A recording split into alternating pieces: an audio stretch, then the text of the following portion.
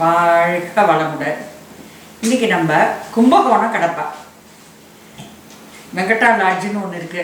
அங்கே எல்லாரும் படையெடுப்பா. ஆற்றுல என்ன அமிர்தமாக பண்ணியிருந்தாலும் ஆற்று ஆம்பளைகள் அத்தனை பேரும் காலம்பரை ஆனவுடனே வாக்கிங் பெட்றேன்னு கிளம்பிடுவா. கடைசியில் பார்த்தா அம்மா ஏதாவது கருவேப்பிலை கொத்தமல்லி வாங்கிட்டு சொன்னான்னு கும்பகோணம் மார்க்கெட்டுக்கு போகிறதே அப்படியே கடப்பா இருந்தது. வெங்கடா லாட்ஜ் தாண்டி தான் போனோம். பார்த்தா கடலங்குடி தெரு ஆம்பளைகள் அத்தனை பேரும் அந்த கடையில் தான் உட்காந்துட்டு இருப்பா. கடப்பா சாப்பிட்றது காலையிலே போட்டுருவாள். கடப்பா காலையிலே போட்டுருவான். பொங்கல் கடப்பா, இட்லி கடப்பா, தோசை கடப்பா, பூரி கடப்பா, சப்பாத்தி கடப்பா.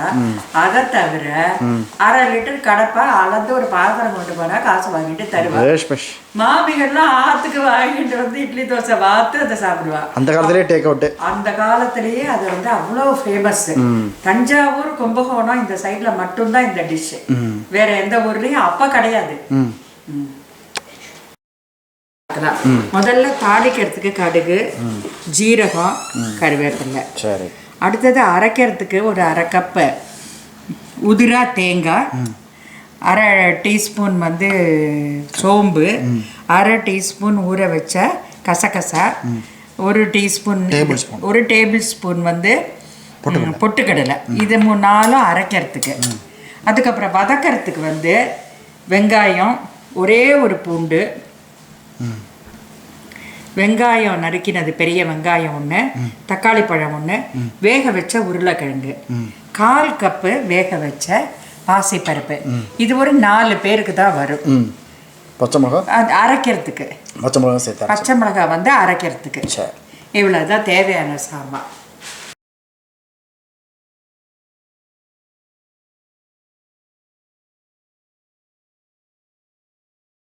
முதல்ல எண்ணெய் விட்டுக்கோங்க.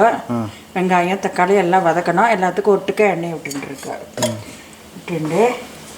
கொஞ்சமாக 1/2 டீஸ்பூன் கடுகு. எனக்கு கொஞ்சம் கடுகு நிறைய பிடிக்கும். மஸ்டார்டு அது வெடித்த உடனே தான் ஜீரகம் போடணும்.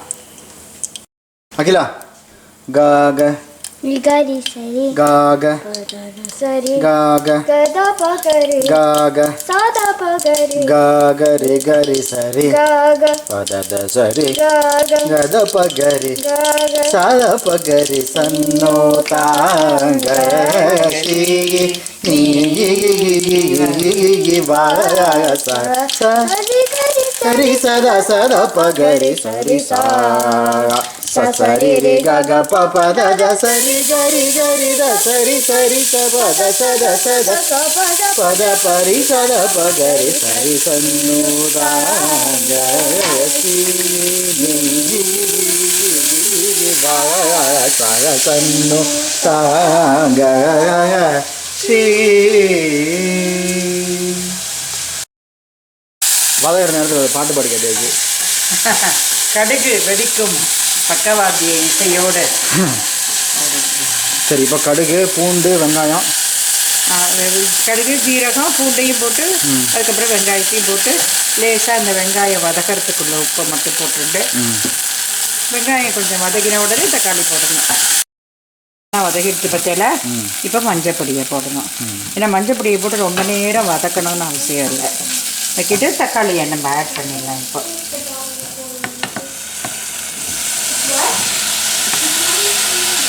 தக்காளியும் நல்லா வதக்கணும். வெங்காயம் வதக்கின மாதிரி தக்காளியும் வதக்கட்டும். அதுக்குள்ளே நம்ம அரைக்கிறத அரைச்சி எடுத்துருவோம். ஓகே, நான் உங்களுக்கு கிராண்டி லைக் மாயா பஜார். ஓகே அகிலா.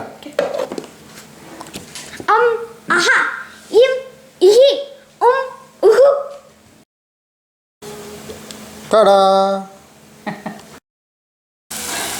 இப்போ உருளைக்கிழங்கு ஸ்மாஷ் பண்ணி வச்சுருக்கோம் பற்றியில் அதையும் அதில் போட்டு நல்லா ஒரு வதக்கிட்டு 1/2 டம்ளர் தண்ணியை விட்டு கொஞ்சம் கொதி விடணும்.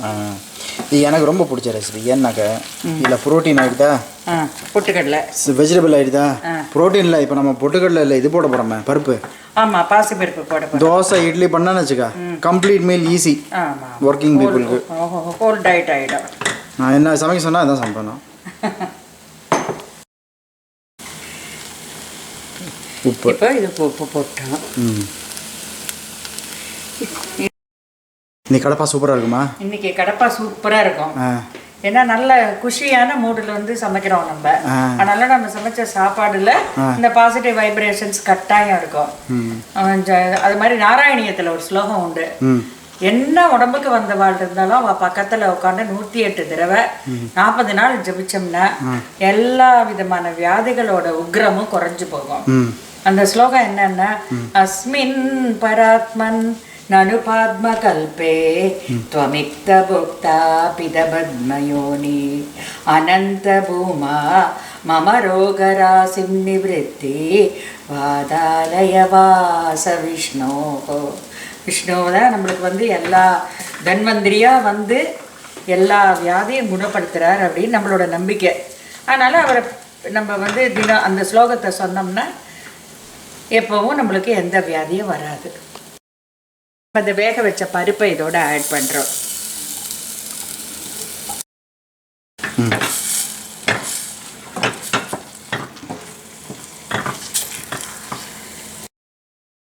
அரைச்சி வச்சிருக்கிற தேங்காயும் அதில் சேர்த்துறோம்.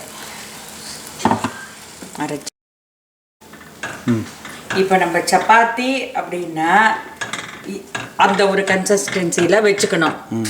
இட்லி தோசை பூரி அப்படின்னா அதுக்கு தகுந்த மாதிரி வச்சுக்கணும். எதுக்கு பண்ணுறோங்கிறது தெரிஞ்சுதுன்னா அதுக்கு தகுந்த மாதிரி மிளகா சேர்த்துக்கணும். இப்போ நம்ம தோசைக்கு குழந்தை எல்லாம் தொட்டுக்கிறதுக்கு பண்ணுறோம். அதனால் நம்ம 2 மிளகா தான் வச்சுருக்கோம். இன்னும் கொஞ்சம் நிறைய மிளகா வேணுங்கிறவா இந்த வதக்கும் போது 4 பச்சை மிளகாயை போட்டு வதக்கிக்கலாம். நல்லா காரம் இருக்கும். ஆமாம், வளம்பி விட்டாதான் அது போக அப்புறம் எவ்வளோ தண்ணி சேர்க்கறதுன்னு நம்மளுக்கு தெரியும். நிதானமாக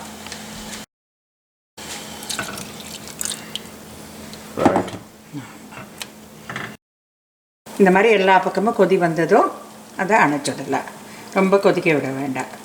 கும்பகோணம் கடப்பா ரெடி. கும்பகோணம் கடப்பா ரெடி. தோசையை கொண்டு வாங்கிறது